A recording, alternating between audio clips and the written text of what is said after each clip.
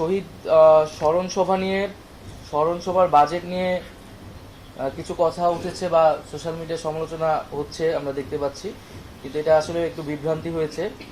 এখানে 5 কোটি টাকা বলা হয়েছে যে এটার জন্য অনুমোদন দেওয়া হয়েছে, নট যে 5 কোটি টাকাই খরচ হবে এই প্রোগ্রামে, 5 কোটি টাকার মধ্যে খরচ করতে বলা হয়েছে এবং এখানে এই অনুষ্ঠানে খরচটা আরও অনেক কমের মধ্যেই হবে। এবং এখানে সিংহভাগ খরচটা মূলত যে 64 জেলা থেকে পরিবারের সদস্যদের নিয়ে আসা ঢাকায় এবং যারা দূরে তাদেরকে আগের রাতে নিয়ে এসে একটা থাকার ব্যবস্থা, মূলত এই কাজে সিংহভাগ খরচটা কিন্তু এই কাজে যাবে। এখানে কোনো ধরনের সাজসজ্জা বা অতিরিক্ত কোনো খরচের আসলে ব্যবস্থা নেই। আর এটা একটা রাষ্ট্রীয় প্রোগ্রাম, আমরা চেয়েছিলাম যে সকল শহীদ পরিবারদের একত্রিত করা এবং তাদের থেকে আরও ইনফরমেশন আসলে আমাদের নেওয়ার আছে এবং একটা রাষ্ট্রীয় সম্মাননা দেওয়া। তো সেটি খুব দ্রুত সময়ের মধ্যেই আসলে হবে, এই তালিকাটি নিশ্চিত হওয়ার মাধ্যমে। আর আরেকটি হচ্ছে, আমরা একটা ফাউন্ডেশনের কথা বলেছিলাম, জুলাই শহীদ স্মৃতি ফাউন্ডেশন।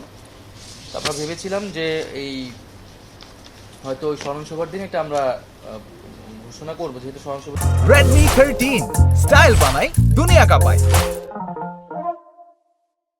পিছাচ্ছে, তাই আমি আজকে এটা প্রাথমিকভাবে বলছি। আজকে হয়তো আমাদের যমুনাতে যে প্রেজেন্টিং হবে সেখানেও এটা অফিসিয়ালি আবার বলা হবে।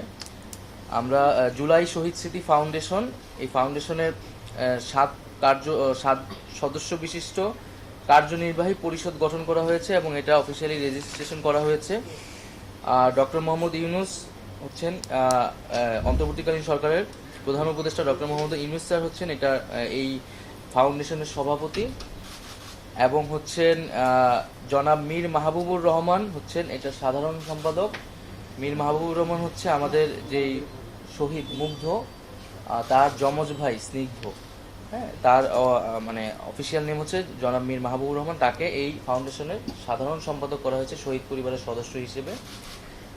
এবং জনাব কাজী ওয়াকার আহমেদ হচ্ছেন কোষাধ্যক্ষ, ওনাকে তার কাজের দক্ষতার জন্য এই কোষাধ্যক্ষ এখানে রাখা হয়েছে। এবং আমাদের উপদেষ্টা মণ্ডলীর পক্ষ থেকে আমি জনাব মোহাম্মদ নাহিদ ইসলাম দপ্তর সম্পাদক হিসেবে, জনাব আসিফ মাহমুদ সজীব ভুইয়া, জনাব নূরজাহান বেগম এবং জনাব শারমিন এস মুর্শিদ 3 জন নির্বাহী সদস্য হিসেবে থাকতেছে। এখানে আরও 14 জন সাধারণ সদস্য যুক্ত হবে, মোট 21 সদস্য একটি প্যানেল আর কি হবে।